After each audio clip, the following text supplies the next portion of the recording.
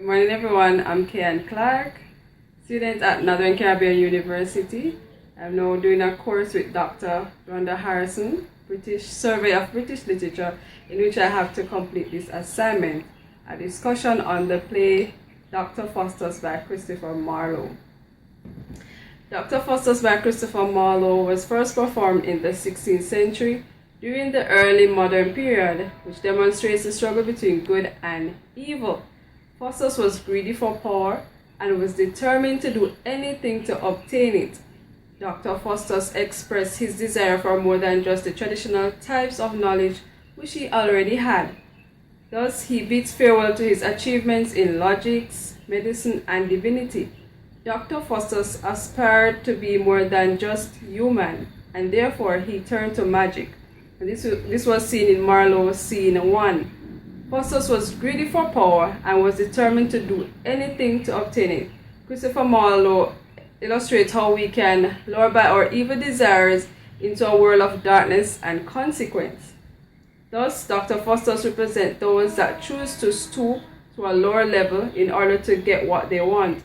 Nonetheless, we saw both the good and evil angel pulling Faust's soul apart, forcing him to make a decision that would affect his future. We have the theme of sin, redemption, and damnation. So sin.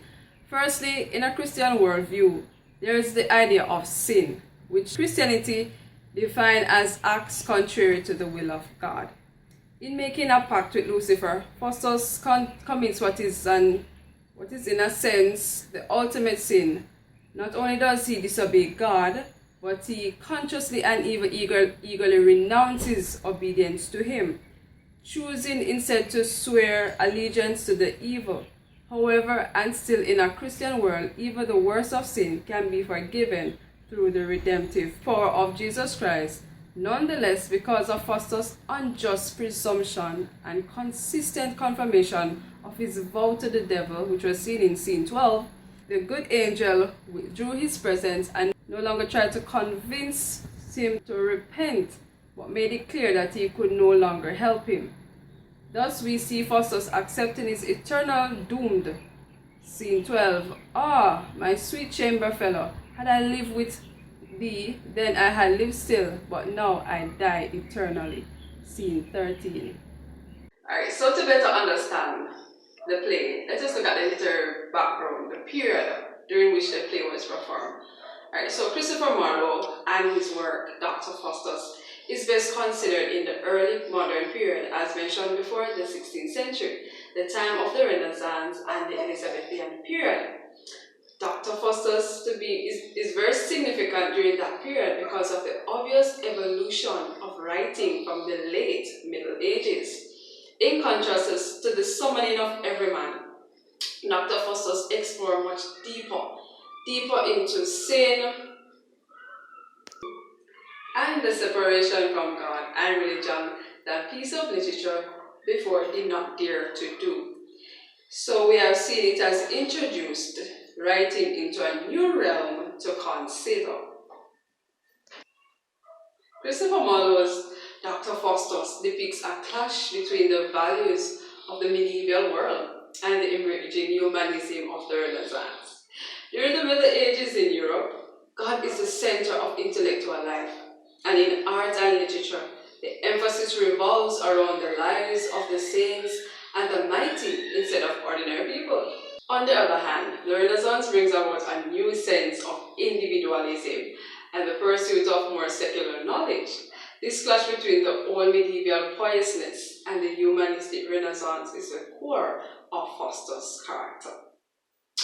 Faustus is a contradictory character, gently ambitious and articulate, but strangely obtuse and willing to waste his costly powers. When Marlowe introduces Faustus, he is readying to recreate himself as a magician. From the very beginning of the play, when the chorus compares Faustus to Daedalus and his waxen wings, it is evident that Faustus' plight will end badly. Regardless of Marlowe's foreshadowing, Faustus' contemplations on the possibilities of his magical powers carry a sense of grandeur that goes far beyond the poisoness of his medieval predecessors. His visions of reshaping Europe politically and geographically and acquiring ultimate knowledge shows Faustus as the developing ego of the Renaissance humanist.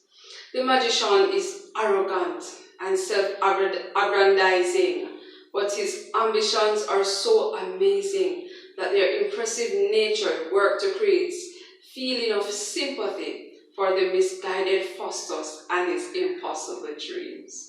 Finally, to appreciate Dr. Faustus as a cosmic tragedy, it is necessary to relate its particular view of man and God to other works of Marlowe's and his atheistic doctrines attributed to him by his contemporaries.